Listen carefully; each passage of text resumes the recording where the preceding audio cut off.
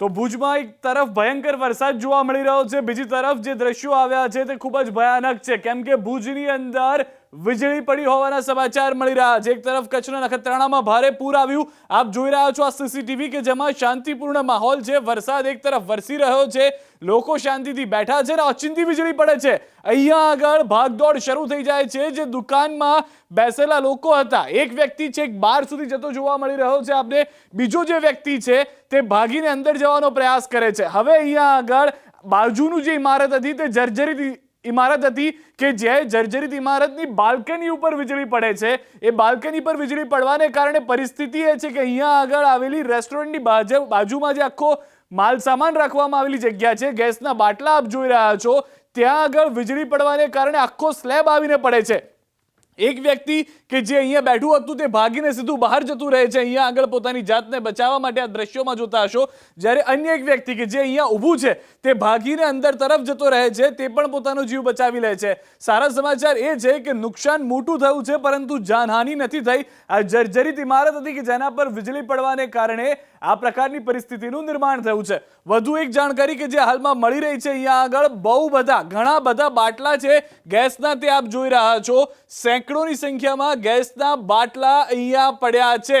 કેમ અહીંયા પડ્યા છે તેની સુરક્ષાને લઈને સૌથી મોટો સવાલ છે। જો આ વીજળી પડતા આ જગ્યા પર હોત તો કેટલો મોટો બ્લાસ્ટ થઈ શક્યો હોત, આખો એરિયા ઉડાડી દે તેટલો મોટો બ્લાસ્ટ અહીંયા થવાની શક્યતા હતી। હવે અહીંયા હજી એક દ્રશ્યમાં આપને જોવા મળશે કે આ જે જર્જરિત બાલ્કની પડે છે, આખો સ્લેબ અહીંયાથી તૂટીને જોવા મળી રહ્યો છે। આખો જે સ્લેબ છે એ આખો સ્લેબ તૂટી જાય છે, આખી જે છત છે તે નીચે પડી જાય છે।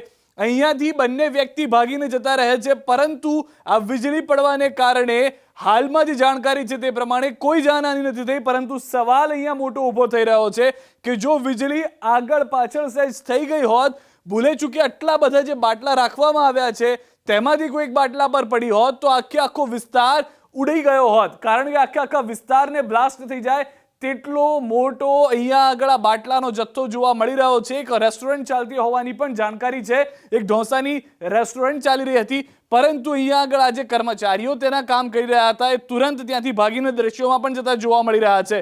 બે વ્હીકલ અહીંયા પાર્ક કરેલા છે, જેવી વીજળી પડે છે આખો જે બાલ્કનીનો ભાગ છે એ ધરાશાયી થઈ અને નીચે પડી જાય છે, અને આ વીજળી પડવાને કારણે જે આખો માલ સામાન જે રાખવામાં આવ્યો હતો તેને નુકસાન થાય છે। બધા બાટલા જે છે તે સદનસીબે બચી ગયા છે, પરંતુ મોટી દુર્ઘટના થતા રહી ગઈ છે। દ્રશ્યોની અંદર ફક્ત આ બે વ્યક્તિ જોવા મળી રહ્યા છે તેવું નથી, અન્ય એક વ્યક્તિ કે જે અહીંયાથી પસાર થઈને જઈ રહ્યો હતો તે આ વિસ્તારમાંથી પસાર થતા સમયે ત્યાંથી ચાલીને જઈ રહ્યો હતો અને માલ સામાન જે હતો તે તેની બાજુમાં જ હતો। જો આ સ્લેબ પહેલા જ પડી ગયો હોત તો તે વ્યક્તિનું મૃત્યુ નક્કી હતું। આ વ્યક્તિના બહાર જતા જોઈ રહ્યા છો, જે બાદ આ સ્લેબ પડવાની ઘટના થાય છે, આ વ્યક્તિ પહેલા અંદર આવે છે જેને ખ્યાલ પણ ન હતો કે અહીંયા વીજળી પડવાની છે, અને તે વ્યક્તિ ત્યાંથી બહાર નીકળીને જતો રહે છે, અને ત્યારબાદ આ સ્લેબ પડે છે, વીજળી થાય છે અને મોટું નુકસાન થતા બચી ગયું છે।